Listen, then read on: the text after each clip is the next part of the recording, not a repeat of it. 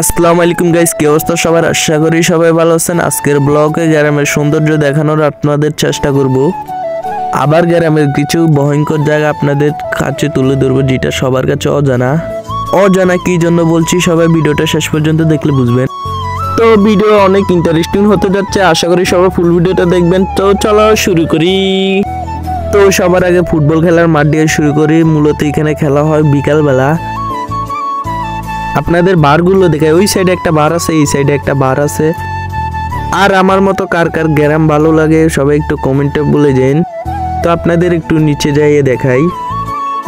আর এখানে মূলত বড় বার থাকে, আর মাঠটা কিন্তু অনেক বড়।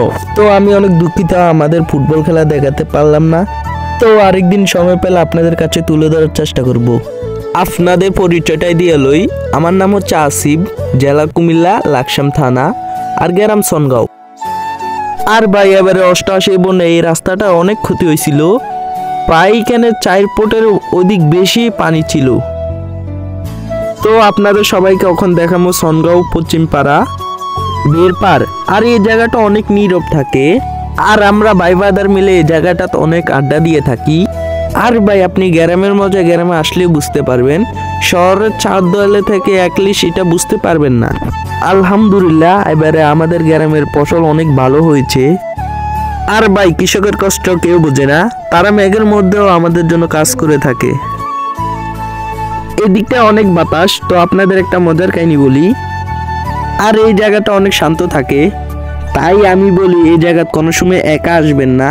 আর একা আসলেও কোনো খাবার সাথে আনবেন না, কারণ একটি ছেলে আমাদের গ্রামের খাবার খেতে খেতে আসছিল, তখন তাকে কিসে আস্তার মারে। যদি আমি এগুলো বিশ্বাস করি না, কিন্তু এটা একটা সত্যি ঘটনা।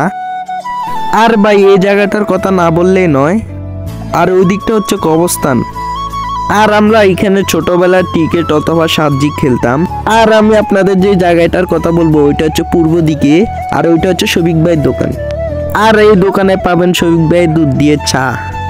হ্যাঁ ভাই একটু মজা করলাম, শফিক ভাইয়ের দোকানের চা অনেক মজা হয়, তাই একটু মজা করলাম। তো আমরা যখন বিকালবেলা ওই জায়গায় খেলাধুলা করতাম, তখন প্রত্যেক দিন 5টা বাজে এই বাসমুয়া থেকে পোলাওর ঘেরান আসতো।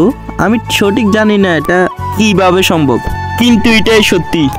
সো আজকের ব্লগটা এখানে শেষ করছি। সবাই ভালো থাকবেন, সুস্থ থাকবেন। আল্লাহ হাফেজ।